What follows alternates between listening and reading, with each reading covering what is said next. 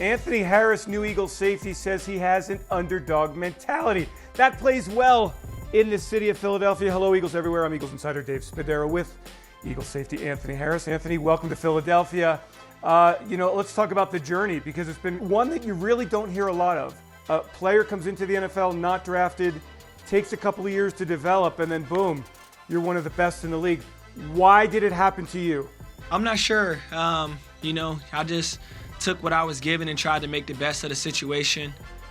Had a decent college career, went undrafted, got the opportunity to play, and wanted to show everybody that I'm that player that I was my junior year in college, where I had a ton of interceptions and flew around the field and made plays. And often, like this past year, senior year, followed up with a ton of tackles. So I wanted to get on the field, get healthy because I came out injured, and show people that I can return to that player that is able to make plays on the ball in the secondary, as well as a good tackler in open field. Have you carried that chip of not being drafted?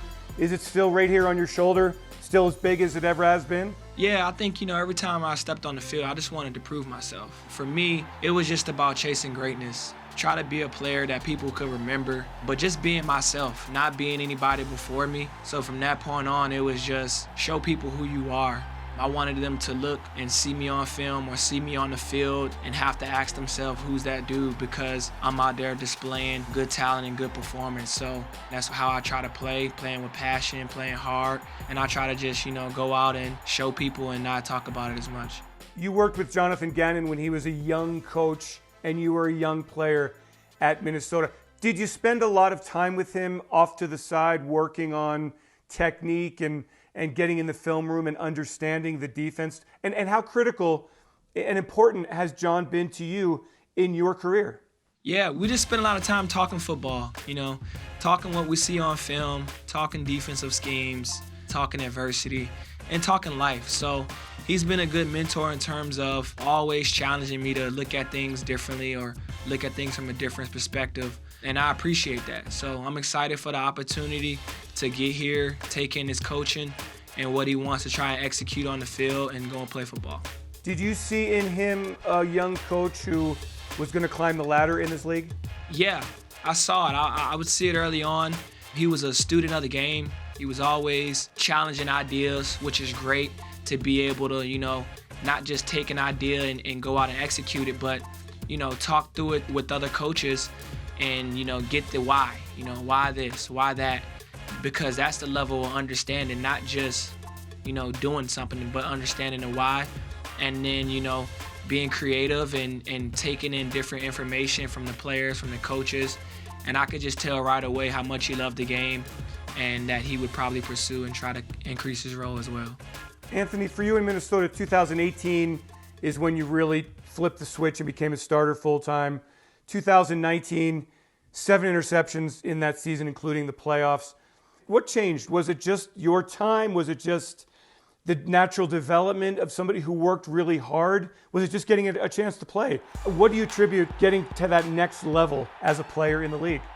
I stayed patient, waiting for the opportunity and being a student of the game while you're there, but also preparing yourself.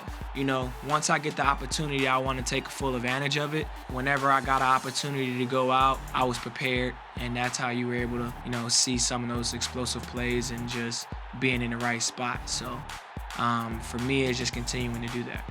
Did it bother you to not make the Pro Bowl in 2019? The one thing that I focused on really was playing football, so I didn't really get into the Pro Bowl or any of the accolades. Looking back at it after the season and the Pro Bowl had passed, I was a bit disappointed that I didn't make it in terms of, getting your name recognized for the work that you put in and some of the accolades and the success that you were able to achieve. But at the same time, I just went back to that same mentality of, I have to get back to work. I just have to be consistent. I have to continue to do that and continue to prove myself until, someone notices. Do you see yourself as somebody who's going to kind of help everybody get on the same page with this defense? You have, I guess, more of an understanding of what Jonathan wants. So is one of your roles going to be as that leader and as that person who helps educate everybody on the defense? I think my role is just come in and just be myself. That's just showing guys, how to just go to work, be a professional. I think that they have a good locker room right now, and the individuals in the locker room know how to do that. But I'm not exactly sure if that'll be my role. I think my role is to just be myself, let the coaches do their job, and then just help out in any way I can or any way that I'm asked. Who's the greatest safety that just jumps to mind in your mind, the greatest safety that you've seen in the NFL, or that maybe that you model your game after, or that you just admire? Yeah, I think being from the Virginia area, I saw a lot of Brian Dawkins. So, being able to be in Philly, seeing that history and the legacy that he's left behind, I admire that a lot. I definitely like his style of play in terms of physicality, being able to turn the ball over. And also for me, it was Ed Reed. Looking at those two guys pretty close to home, it was special. So to be able to, be in this facility today and look at some of the history in terms of at the safety position and what Brian Dawkins was able to accomplish is something that I'm definitely in awe in. Anthony, I know you're really involved in Minnesota in the community, and I wondered why. What is your connection to the community? Why is it important for you to give back? I think for me to be in a position that I am in right now, I couldn't have done it, without a ton of individuals around me. I think particularly with my family, they all pitched in, made sure I had all the resources that I had, made sure I was able to get where I needed to be in terms of practice, games, and all those sorts. And then also, coaches in the community, whether it was AAU travel, football coaches, or family friends. There were a ton of people in the community who just, I felt like pushed me to chase greatness and pushed me towards chasing my dreams. So the thing that I want to do is be able to give back, help out individuals who need help. If somebody's feeling down, be able to be inspiration to them and ultimately just help people reach some of the goals that they want to be and do the things that they want to do in life as well. And finally, for you, Anthony, you've got Good Game on Instagram. Who's that dude? Good mix of football and fashion. But there was also a time, and I'm not sure if it's still active, you got to explain this to me, that you urged people to follow your cat on Instagram. Fill me in on this deal. Yeah, 2 years ago, I believe it was, I took a visit to the animal shelter. I was doing some community work there. At the time, I was living alone, and they suggested that I get a dog.